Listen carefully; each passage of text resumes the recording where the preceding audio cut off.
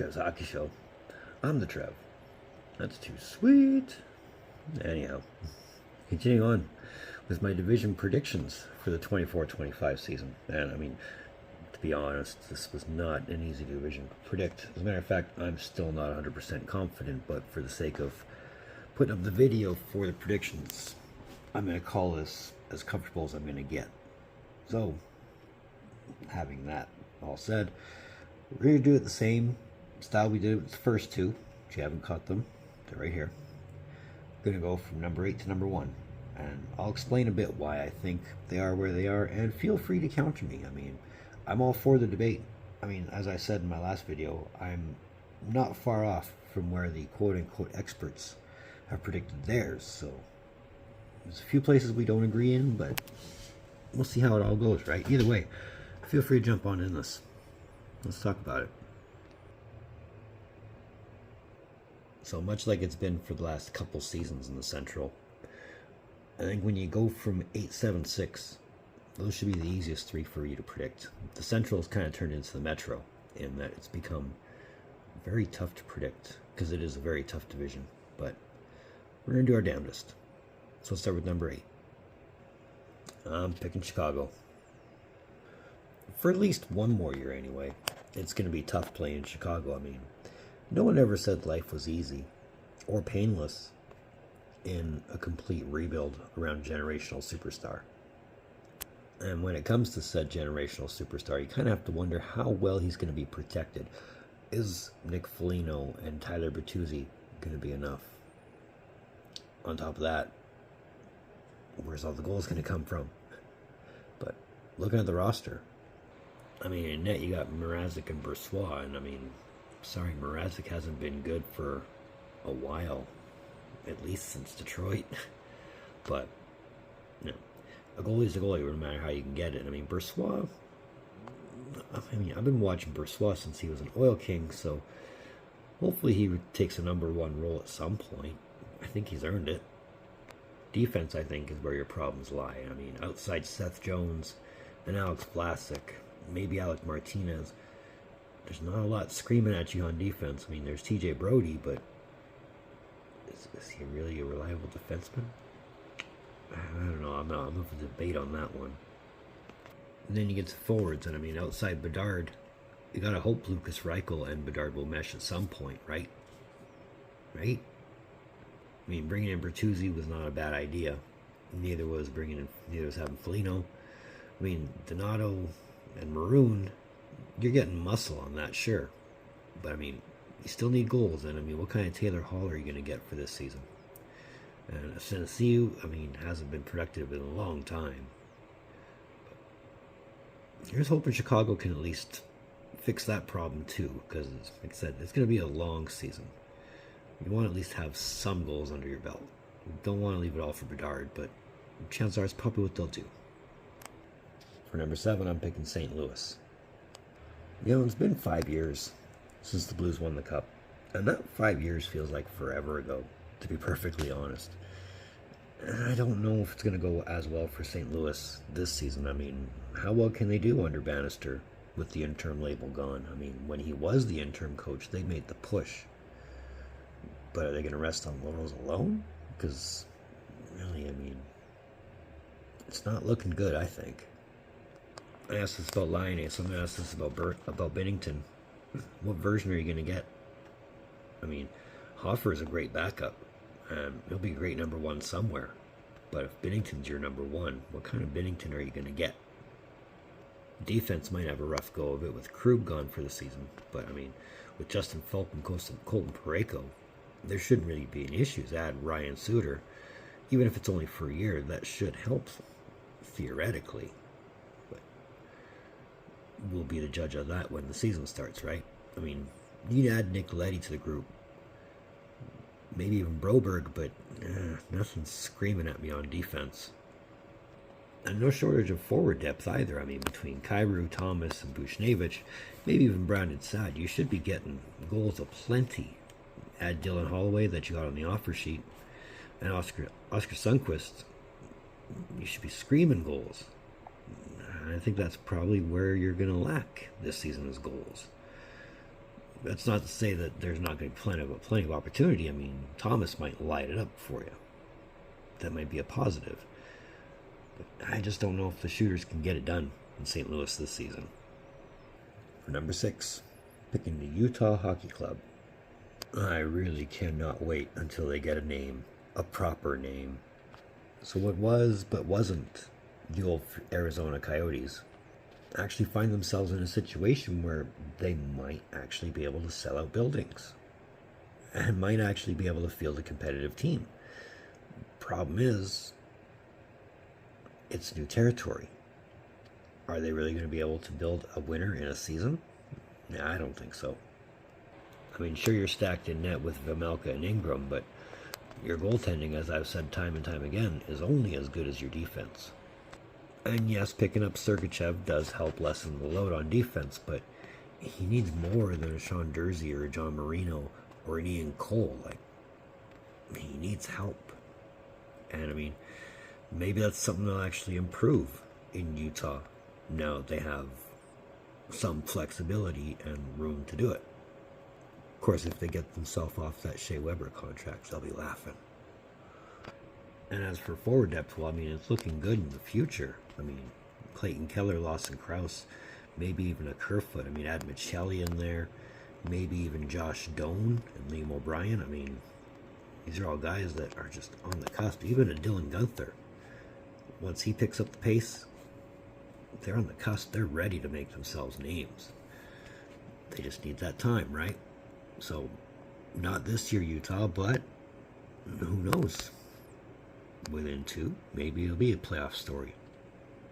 I don't think it'll be per quote-unquote expansion standards where you're going to make the Cup Finals in your first year, as we're supposed to address Utah as an expansion team, but it'll be fun to watch a team play in an arena that actually has more than 4,000 fans. I'll be happy to see that. Number 5, picking Minnesota. Now, I really hope I'm wrong on picking Minnesota at number 5, but this is one of those ones that I want to be wrong. I want to see Minnesota in the playoffs. I really do. But I think for this season, and for this season only, they find themselves hurting by the cap and eating 14 point some million dollars from when they bought out Parise and Suter, but that's only for this season. After this season, it goes to 1.6 for the next couple years. So, yeah, they kind of shot themselves there. But it's not to say that they can't make a run of it.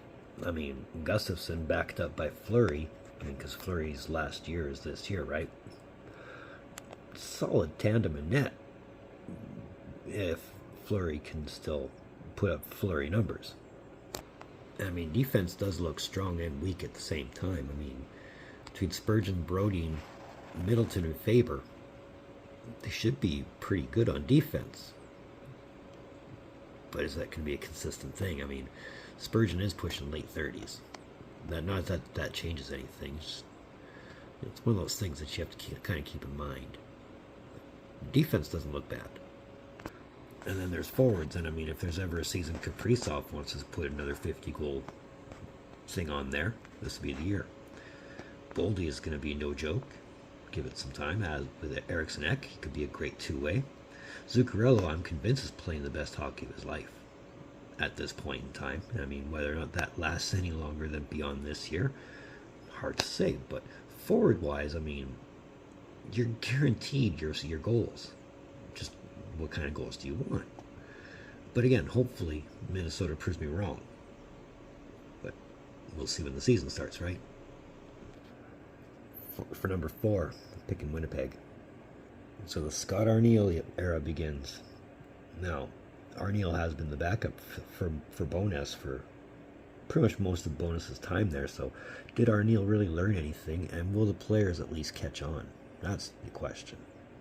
And I mean, with Hellebuck coming off of Vezina's season, probably going to play like he did last season, it's hard not to think that Winnipeg won't make a playoff spot. Defense, it's defense. I mean, between Morrissey, Stanley, Hanola, and maybe Pionk, it looks okay, but Again, it's pretty much the same defense as last year, so what more can you ask for, right? And then you make your way up to forwards, and I mean, you got your usual suspects in Winnipeg between Scheifele and Connor. How long Ehlers stays on the team? That depends, I guess, so much on a lot of different things. Iafallo, I imagine, will play as well as he thinks he can, being it's a contract year. But I would say keep your eyes on Velarde and maybe even Perfetti. That might be your future in Winnipeg, but I might be calling shots here. I don't know. That's just the way I see it. For number 3, I'm picking Colorado. Now, I would love to put Colorado higher, but somebody has to finish in 3rd. And it's not because Colorado's a bad team. They're stacked. There's just a lot of questions, as there always is when it comes to me in Colorado. And my biggest question usually always starts in net. And with Georgiev being a free agent at the end of the season, and in Union still playing the number 2 minutes, is that a confident goalie tandem you're okay with? Defense, I don't think defense is an issue between Makar, Girardi, Taves, and Manson. Adding Hillington, you got Brandstrom. I mean, it's not a bad defense at all. Moving on. Now, the forward core is where I'm asking the questions, and it's not McKinnon or Rantanen, it's Landeskog and Nichushkin. I mean, is Landeskog playing this year? And what kind of shape is Nichushkin in? Like, is his head on right? Other than that, I mean, you're pretty solid in between all that. I mean, your middle stat's still on the team. And at some point, Drouin's got to actually start making a difference, right? Right? But as long as you got McKinnon, Rantanen, and Makar playing healthy and productive hockey, you'll be okay. For number 2, I'm picking Nashville. So it's very obvious this is not the same Nashville Predators that ended the season last season. They've actually gotten much better. This is the most stacked I've seen this roster since the 06-07 season. And that's when they had Peter Forsberg and Paul Kariya and Jason Arnott, and they're making the push, but they didn't make it far enough. That's how long it's been since I've seen a roster in Nashville this stacked. Which still convinces me that Barry Trotz is a mad genius. I mean, look for Saros to start making his break. Like, I think this is potentially where you start having his name in the Vezina conversations. And Wedgwood, he'll be a great number 2. I'm sure of that. Now, defense is much improved. I mean, you still got Roman Josi, who was always a constant threat, but you had a Brady Shea to it, and an Alexander Carrier.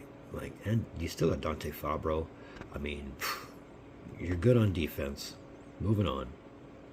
But when you look at this forward core, I mean, between Philip Forsberg, Steven Stamkos, Jonathan Marchessault, Ryan O'Reilly, Gustav Nyquist, Philip Tomasino, like, you're good. You got 2 solid lines that can give you goals all the time. I mean, you got how many Stanley Cups on this team? Marchessault and O'Reilly are both Conn Smythe Trophy winners. So winning the cup and being the MVP of a cup finals is not a big thing in Nashville, but now it's time to win a cup. And, you know, if you're running it based off of the Stamkos Marchessault free agent signings, you've got about 5 years to make it happen. Who's to say it can't be done, right? For first in the Central, I'm picking the Dallas Stars. Now, if you've already seen my 10 bold predictions video, which is right here, you already know I've picked them to win the President's Trophy, and I'm still picking them to win the President's Trophy. There's just... look at the roster. I said it then, I'll say it again. Look at the roster. I mean, I've said it before. Ottinger is your goalie of the future, and I mean, a contract year, why wouldn't he play like his Reds do? I mean, backed up by Casey DeSmith, that's not a bad backup. I mean, it cost them, what, $1 million a year? They're okay. I mean, defense, come on. Niskanen, Lindell, Harley, and Dumba's on the lineup now. Nils Lundqvist and Brandon Smith. Come on. I've named pretty much the entire defensive core right here. They're good on defense. But when you get to the forwards, and all the kids that are coming into their own, between Rupi Heinz, Jason Robertson, Mason Marchment, Sam Steele even, Wyatt Johnson's going to have a breakout year. I guarantee it. Again, contract year. Logan Stankoven, look for him to have a productive season. And I mean, it's all complemented by guys like Sagan, Ben, and Duchesne, and even Dadonov if you want to throw him in the equation. Right place, right time for the Dallas Stars, I think. I mean, they might not get a lot of goals per game, but they'll win a lot more than they'll score. That's probably the important thing. So that's my take on the Central Division. Let me know your thoughts down below. So another one of them Trev's hockey shows. I want to thank you for tuning in.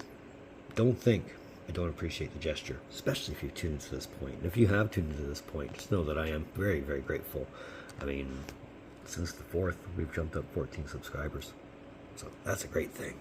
So just know my gratitude does not stop here. It continues, and I'll be forever grateful that you guys are really tuning into what I'm saying. And if you are digging what I'm saying, and if you made it to this point and you just want to say hi, give me a thumbs up. And that red button that says subscribe all over it, if you haven't considered it by now, give that a subscribe. That'd be awesome. You know you want to. I know you want to. My algorithm wants you to. It'll make you feel good. If you want, you can find my Facebook page in the description down below. So moving forward, I got one more division to go, and this one was fairly easy. So look out for that. But in the meantime, and in between time, be looking for videos from the Trev. Later.